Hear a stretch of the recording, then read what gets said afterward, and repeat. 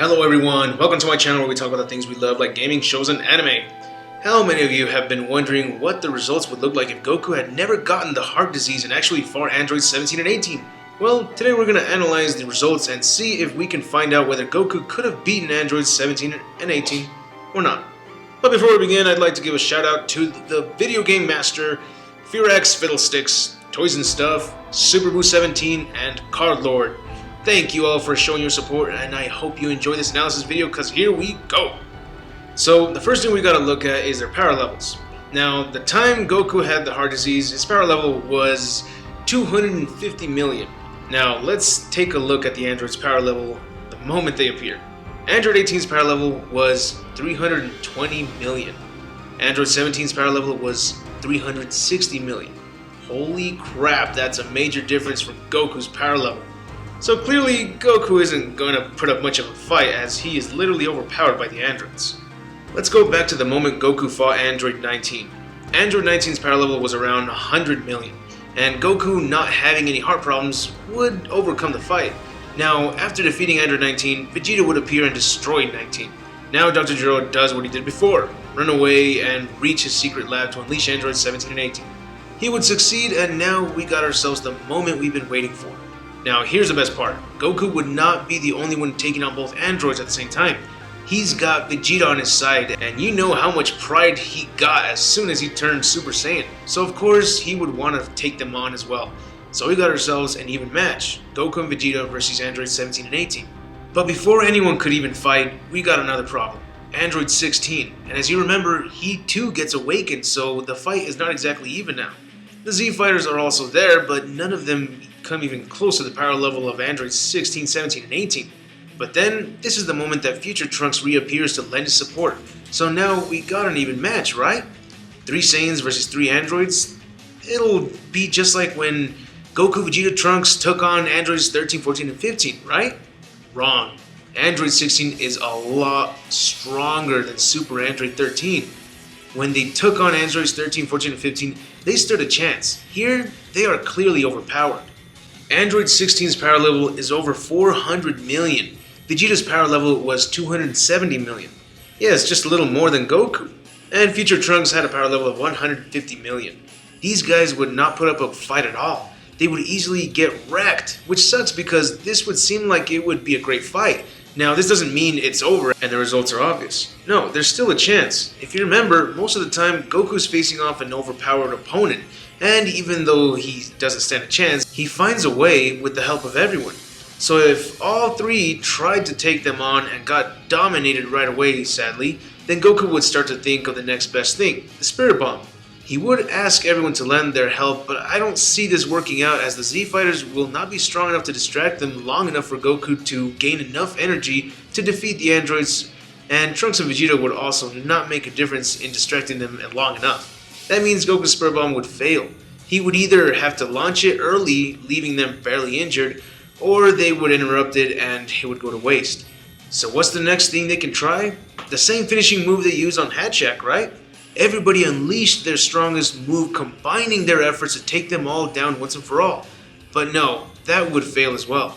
Why? Well, if you remember, Goku, Vegeta, Trunks, and Gohan were Super Saiyans when they unleashed that attack on Hatchak. Gohan's power level before taking on the androids was around 80 million. But then after preparing for the Cell games, his power level was over 900 million. See the difference? That goes for Goku, Vegeta, Trunks, and everyone. They had a lot of training to prepare themselves for the Cell games, so with that strength, they were able to defeat Hatchak. So going back to the fight, our heroes would still be losing, and the only option that does remain is to escape and fight another day. Otherwise, they will get killed, especially Goku. Android 16 would make sure of that. Goku would escape with everyone by using the instant transmission and take everyone to Kami's lookout. The androids would not know of Goku's instant transmission or of their whereabouts, so here they would have enough time to come up with a strategy to defeating them. As we've seen what happens next, they decide to train by using the hyperbolic time chamber.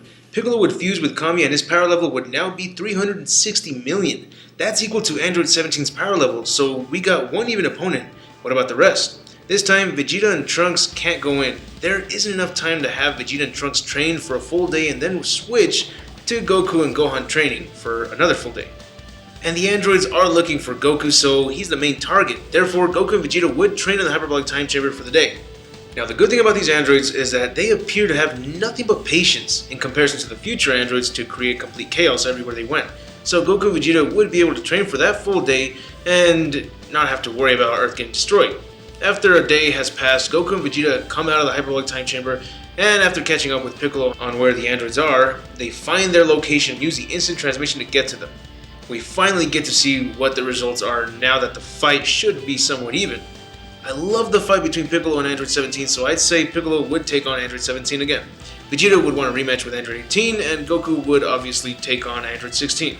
They would finally get things started, and here's where we come to our conclusion.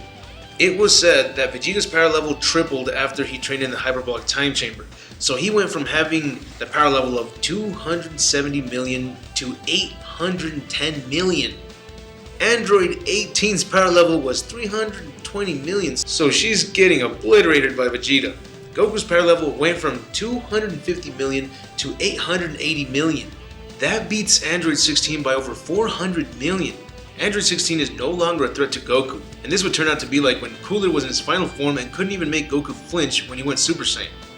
We can be sure that Vegeta would destroy Android 18, and even if Piccolo was struggling to kill 17 since both their power levels are the same, then the fight would either continue on or Vegeta would jump in to give the final blow.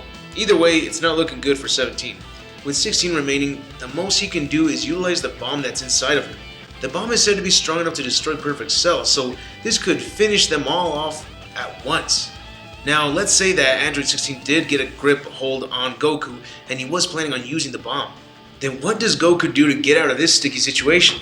Since Goku's power level is more than double the power level of Android 16, then surely he could do the same thing that Cell did and blow up 16, leaving only his head.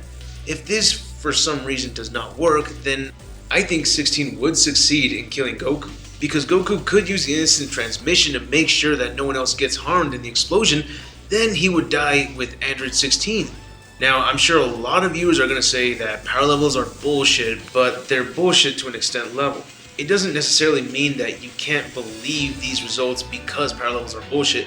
They're bullshit on how they jump from a small number to an increasingly high as fuck number. That doesn't mean that all of a sudden someone like Krillin can destroy the androids because power levels are bullshit. See what I mean? So what do you think would happen? Would Goku not allow himself to get caught by Android 16? Or would his confidence be his downfall once again? Or do you think he would destroy him like Cell did due to his incredible strength? The reason why I never made a who would win match of Goku versus Android 17 and 18 is because they would overpower the hell out of him. Now, this could mean that he either took the medicine that Trunks gave him, or he never needed it as time changed a lot more since Trunks screwed with time. You're probably thinking that if Goku never got the heart disease, then doesn't that mean that Trunks would not have to travel back in time to prevent Goku's death? Well, actually, he would still have to go back in time. He wouldn't need to give Goku any medicine, but he would have to go back to warn Goku and everyone that they still get killed by the androids. So something needs to change.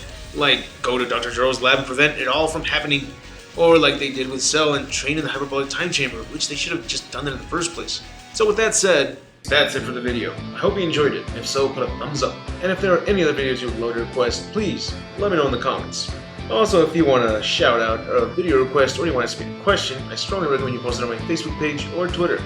And if you want to see more of my videos, be sure to hit that subscribe button. This really helps me out a lot. Plus, you'll be the first to watch the newest video. This is Score saying, have an awesome day.